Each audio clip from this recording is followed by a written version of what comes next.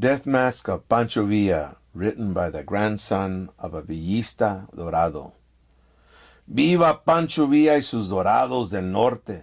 Just hearing that grito would strike fear and terror in the very core of Pancho Villa's arch enemies. And that very same grito would inspire his followers to fight for him until their death. In life, Pancho Villa represented a new future for all Mexicanos, especially among those who were physically abused, exploited, and enslaved to a status of servitude for centuries by the rich and the church.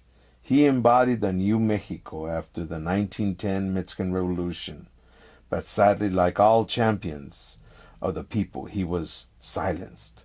Some scholars suggest after he was assassinated in July 20, 1923, because of the great superstitiousness of his enemies, fearing of an impending uprising by the peasants that prompted them to commit a horrific crime.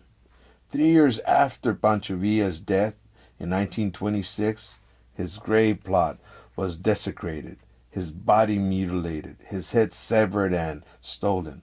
Some say that it was to drive fear in his followers, to prevent the start of a new rebellion led by the Santuario del Norte's ghost.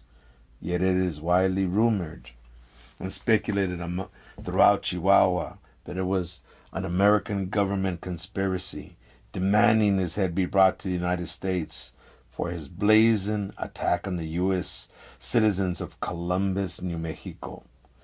Villa's invasion on American soil prompted high-ranking U.S. officials to place a bounty on his head. The price for his head, the price on his head motivated many scholars. The price on his head motivated many seekers representing several special interest groups within the government to go after him. American officials at that time had the notion that whosoever possessed the trophy head of Pancho Villa could control his mystical powers.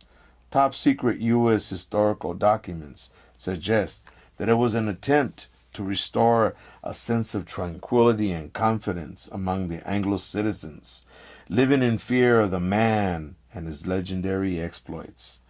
Before the attacks on September 11, Pancho Villa's military invasion force represented the only physical and imminent threat to have ever breached American soil in its history. Had he continued at that time with his military quest to reclaim the stolen lands of Mexico, history would have been rewritten in the United States. Hence, the desecration of Pancho Villa's gravesite.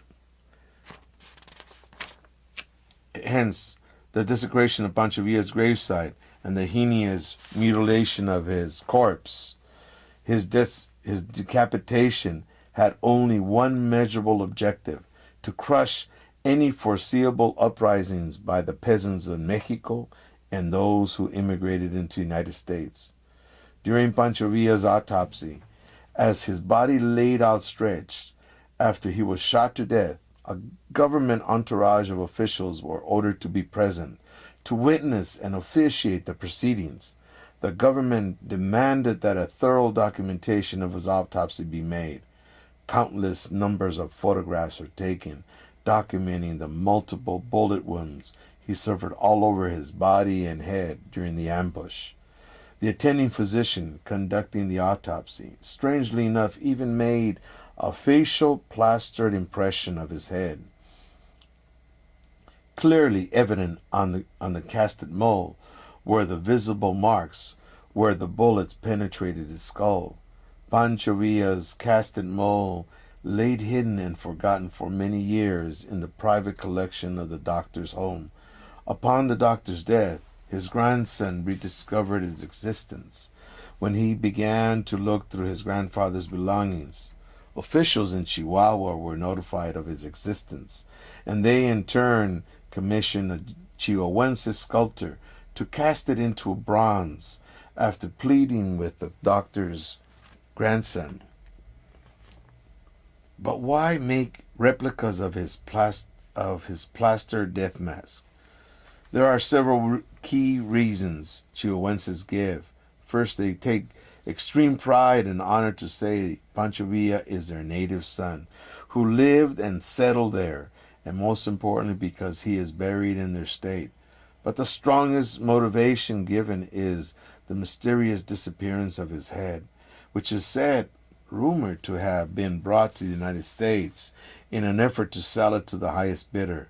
However, it is believed that it was subsequently returned to Mexico and buried in an unmarked grave in Parral, Chihuahua, but no one knows exactly where. That is one theory of its whereabouts.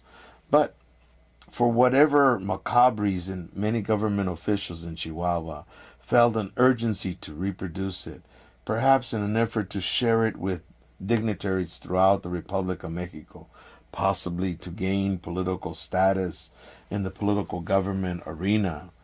And when the Mexican government proclaimed Pancho Villa to be a Mexican national treasure of the Mexican Revolution, anything and everything pertaining to him became important historical reminders of a legendary hero.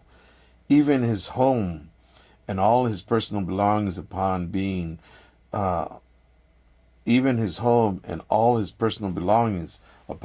donated to the state upon the passing of Doña Luz Corral, his legitimate wife, their home was immediately converted into a national museum, operated for the benefit of the general public under the strict supervision of the military.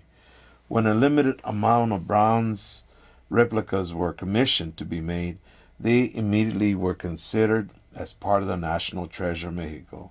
The Chihuahuense sculptor selected was entrusted to handle the original plaster mold. To his great surprise, as he examined the plaster impression, still visible on the plaster was the blood residue stains of Villa. He felt a cold chill holding it. From the original plaster impression, he made a wax mold in order to reproduce it into bronze. Upon the completion of the 10 replicas, he was ordered to destroy the wax mold so no further replicas could be made.